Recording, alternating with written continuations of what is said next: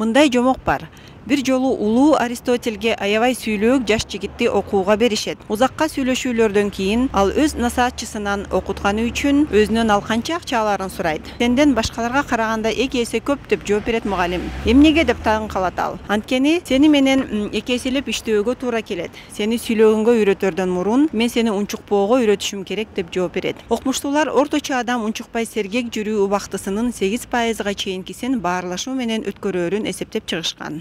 Эң кур дегенде ушул убакыттын 45% угууга туура келет. Эгерде адам кайсы бир жерде окуп жаткан болсо, анда угуунун үлүшү мындан жогору болушу жана коммуникациянын бардык убактысынын 70%га чейинкисин ээлеши мүмкүн. Уга билүү бизнес дүйнөсүндө менеджерге эң эле керектүү болгон 3 жөндөмдүүлүктүн бири катарында таанылат. Силердин оюңарча кайсынысы маанилүү? Уга билүүбү же сүйлөө билүүбү? И то, и другое важно очень. 50 на 50, да?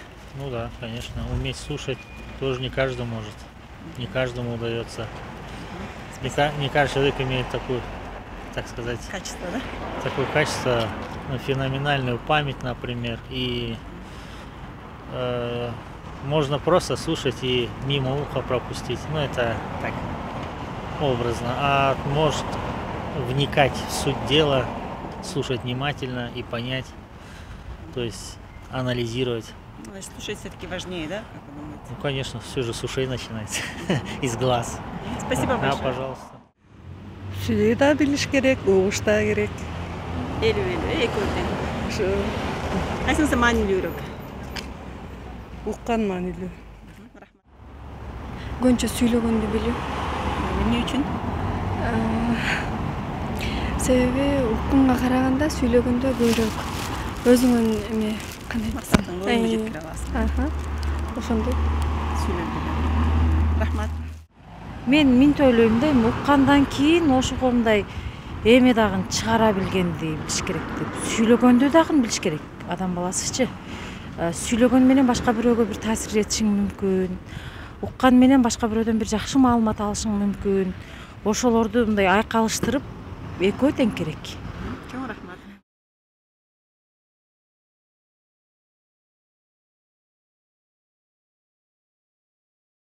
Бисмиллахиррахманиррахим. Ырайымдуу мээримдүү Алла Тааланын аты менен. Урматтуу студенттер, урматтуу окуучулар, биз мурунку сабакта адамдар ортосундагы маамилелер жөнүндө сөз кылганбыз.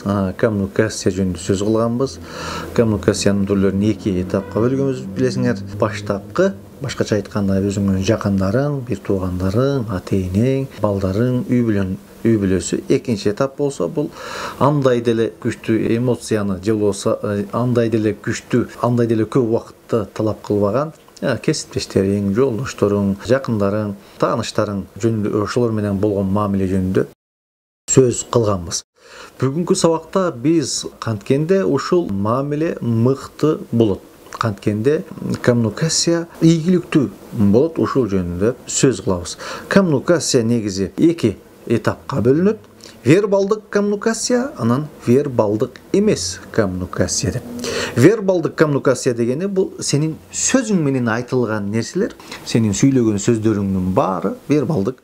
Ал эми вербалдык эмес коммуникация бул сенин ойлоруң, сезимдериң, ымдоолоруң, кыймыл аракеттериң, ушулардын баары эмне вербалдык эмес коммуникация деп аталат. Демек, кээ бир адамдар ушул вербалдык коммуникацияны гана колдонот. Эч жерин, кашкабагын, колуну, мурдуну, бутуну эч жагын кыймылдатпастан эле ар дайым сөз менен оозу кыймылдай берет. Бул учурда коммуникация маалымат алмашуу ийгиликсиз болот да, адамдын уйкусун келтирет, баягы маалымат алмашуу натыйжа бербейт. Кээ бир адамдар сөзүн эмес, кээде ушул көбүрөөк кыймыл аракетти сүйлөгөн сөзүнө караганда колунун кыймылдашы, бутунун кыймылдашы тез ары бери чуркап эле ушундай адамды ыңгайсыздык туудура алат. Ошондуктан коммуникация мыкты болуу үчүн 2 тарабында колдонуш керек. Вербалдык жана вербалдык эмес коммуникациялар өз жайында мыкты колдонсо, ошондо мыкты натыйжа берет. Кээде адамдар менен сүйлөшөсүң, бирок сүйлөшүп олтурсаң, же студенттер менен, окуучулар менен сүйлөшүп олтурасың, бирок студенттин бирөөсү бияктикте олтурат, бирөөсү тияктикте олтурат, бирөөсү өзүнчө сөз сүйлөп олтурат. Демек, бир проблема бар деген сөз. Ошол коммуникация мыкты болбой жатат деген сөз. Кээде адамдар угуп эле олтура бериши мүмкүн, бирок Кулагы сизде, бирок ою башка тарапта болушу мүмкүн. Эмнеге? Ошол баягы коммуникациянын мыкты болбогондугунан улам. Биз эми натыйжалуу коммуникациянын кандай көнүгүүлөрү бар? Ушул жөнүндө сөз кылалы. Эң биринчи, адам сүйлөгөндө жүрөгүнөн сүйлөш керек. Адам өзү ишенип сүйлөш керек. Өзүң күмөн санаган нерсени сүйлөсөң, экинчи тарап угарман эч качан экинчи тарап, үчүнчү тарап аны кабыл ала албайт. Анткени сенде ишенич жок. Ошон үчүн кыргыздарда жакшы сөз бар. Жүрөктөн чыккан нерсе жүрөккө барат. Сен качанда жүрөктөн айтсаң, ошондо адамдардын жүрөгүнө жетип барат. Адам таасирленет. Качанда жүрөктөн сүйлөсөң, ниетиң таза, чын жүрөктөн берилип айтып аткан болсоң, ошол нерсе адамга таасир берет. Ал эми сенин ушул колдоруңдун кыймылдаганы дагы монтип эле жаңы мектепке келген, биринчи класска келген адам сыяктуу эле сүйлөй бергениң да дурус эмес. Колуң кыймылдай турган жерде кыймылдатып, ошол байкы эмоцияны бере турган жерлер бар. Качанда адамды түшүндүрүп айта турган жерлер бар.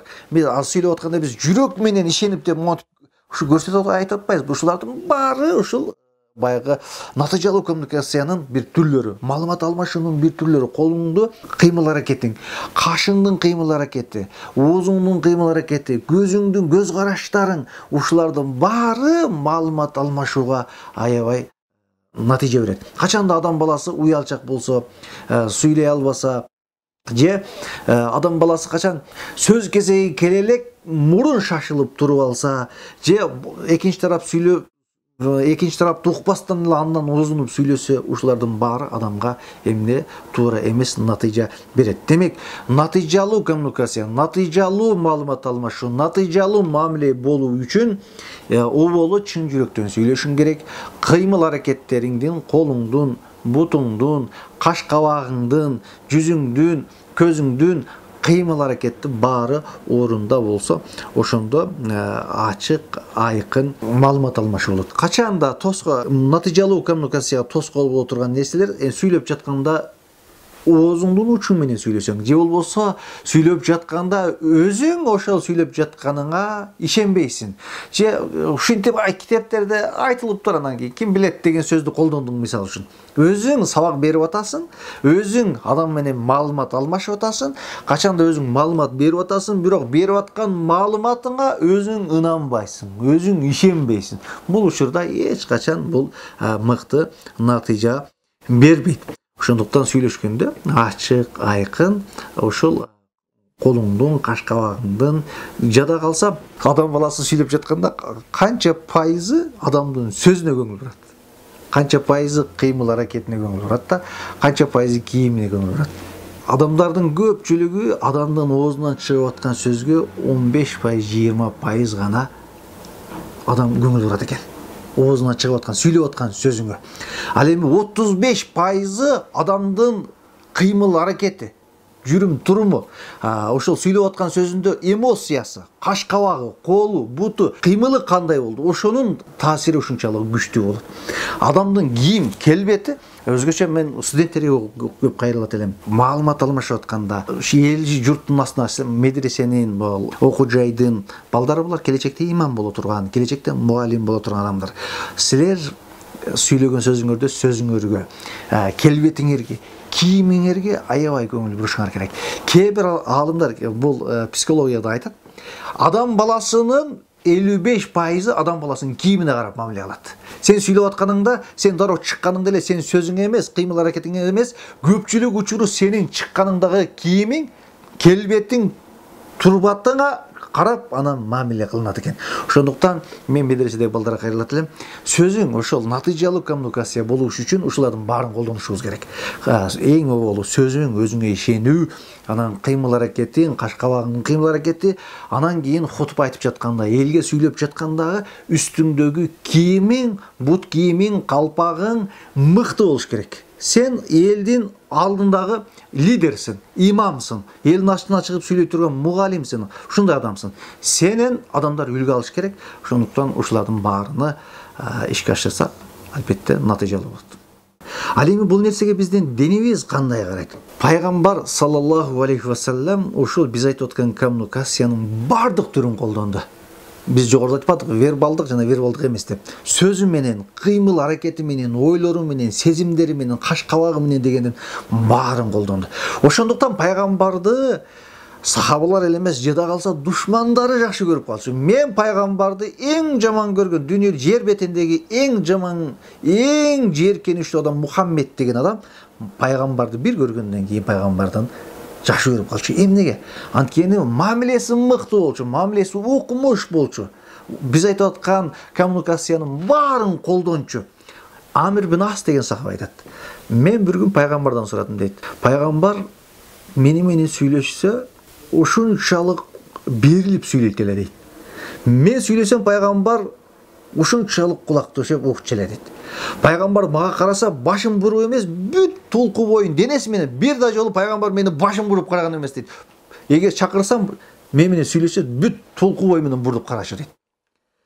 Менен жылмайып сүйлөшчү дейт. Мен дейт, пайгамбар жер бетиндеги пайгамбар үчүн эң сүйкүмдүү адам мен болсом керек деп ойлоп калдым дейт. Бир күн сурадым дейт. О Алланын элчиси, сиз адамдардын арасынан эң жакшы көргөн адам ким деп сурадым дейт. Өзүмдүн оюмда азыр сен деп айтат деген сөздү күтүп аттым дейт. О Алланын элчиси, сиз кимди жакшы көрөсүз деп айтсам дейт. Мен Айшаны жакшы көрөм деп айтты дейт. Пайгамбар өзүнүн аялын айтты. Кимди жакшы көрөсүз? Айшаны жакшы көрөм. О Алланын элчиси, о пайгамбар, биз сизден аялдар жөнүндө сураган жокмун. Мен эркектерден кимди жакшы көрөсүз десе, дейт. Абуха, мен Айшанын атасын жакшы көрөм, кайнатамды жакшы көрөм деп айтты дейт. Көңүлүм бир тырс деп оор түштү дейт. Кайра сурадым дейт.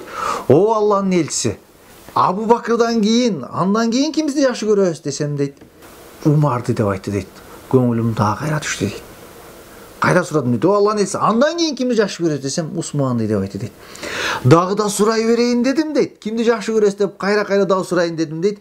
Бирок дагы башка бир адамдарды айтып койбосун деп дейт. Менин көңүлүм ооруп калбасын деп суроону токтотуп койдум дейт. Карасаңыз, пайгамбардын мамилеси ушундай болчу, ушундай деңгээлде ар бир адамга сүйкүмдүү болчу, ар бир адамды өзүнө тарта алчу. Сүйлөгөндө, мамиле кылганда ар бирин өзүнүн жайына койчу. Пайгамбардан бирөөлөр келип, бир сахаба келип сурады. О Алланын элчиси, мени бейишке киргизе турган амалды айт деди эле. Ата энеңди сыйла деди. Ал адамдын абалын билип туруп, башка бир хадисте башка бир сахаба келип, о Алланын элчиси, мага бейишке киргизүүчү амалды айт деди эле. Сабырдуу бол деди. Кээ бирөөсүнө ачууланба деди. Демек пайгамбар ар кимдин өзүнө жараша мамиле кылчу. Биз айтып аткан коммуникациянын түрүн сөзү менен дагы, ою менен дагы, кыймыл аракети менен дагы билдирчү. Жада калса ушунчалык кутуп айтып жатканда, баягы адамдарга вааз кылып, ачуусу келип кутуп айтып жатканда кээде кан тамырлары көрүнүп калчу. Ачуусу келген жерде ачуусу келип, доошун бийикке тура турган жерде бийик көтөрүп, акырын сүйлөй турган жерде акырын сүйлөп, ушул нерселердин баардыгын колдонгон үчүн дин бизге жетип келди. Дин дүйнө жүзүнө айланды. Вербалдык эмес коммуникация адамдардын сезимине, оюна кандай таасирин берерин билүү үчүн сиздерге тесттен өтүп жана суроолорго жооп берүүнү сунуштайм. Детектив көнүгүүсү. Силерге бир практикалык тапшырма берелик. Өзүңөрдү киши өлтүрүүнү иликтеп тергөөгө келген жеке детектив катары элестетип көргүлө. Силерге киши өлтүрүүнүн алдын ала тергөөнүн жыйынтыктары боюнча тергөөчүнүн протоколунан маалымат келип түштү. Тилекке каршы тергөөчү протоколдо бардык сүйлөмдөрдүн орундарын чаташтырып салгандыктан, ордун алмаштырып салгандыктан, эми силерге өз алдынча окуянын логикасын түзүүгө жана кылмышкерди табууга туура келет.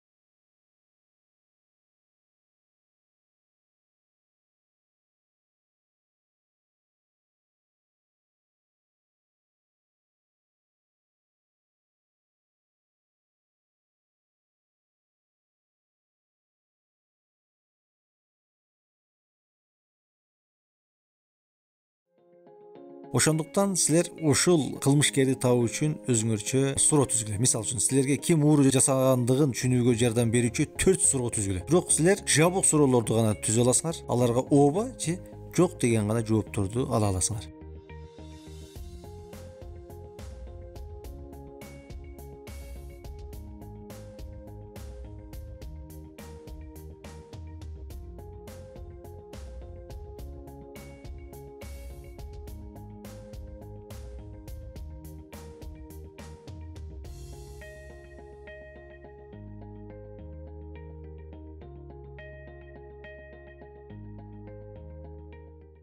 Силерде экинчи. Силер кандай деп ойлойсуңар?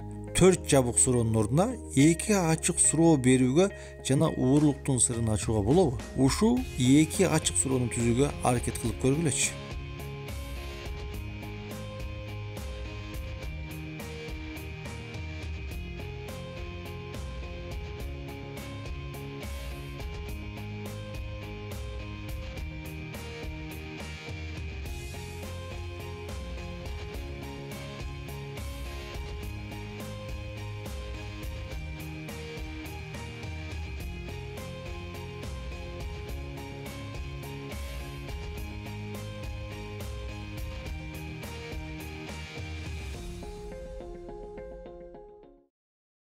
Тест. Кырдаалдын ар биринде берилүүчү вербалдык эмес маалыматтын баяндалышы менен байланышкан суроолорго жооп бергиле.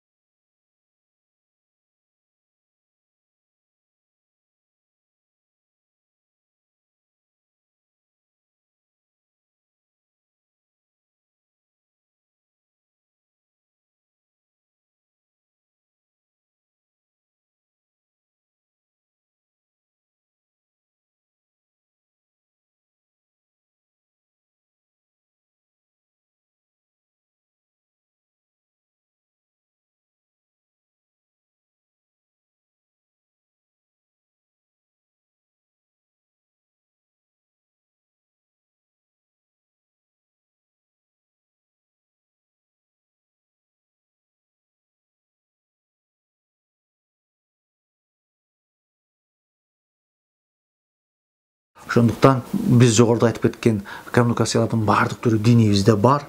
Ошондуктан барыңыздарды мыкты ийгиликтүү адам болом десеңиз, анда ошол динибиздеги хадистерге, ошол мыйзамыбыздагы жазылган мамилелердин мыкты аткарган болсок, ишибиз ийгиликтүү болот. Алла таалам барыңыздарга узун өмүр берсин. Кудай буйрса, ушул айтылып аткан баягы жарандык укуктун баардык көпчүлүк түрлөрүн биз окуп өттүк. Менден башка дагы устаздар окуп өттү, айтып өттү ошойт. Демек ошол эрежелерди, динибизде айтылган хадистерди аяттарга амал кылсак, Кудай буйрса, ишибиз ийгиликтүү болот деп ишенем.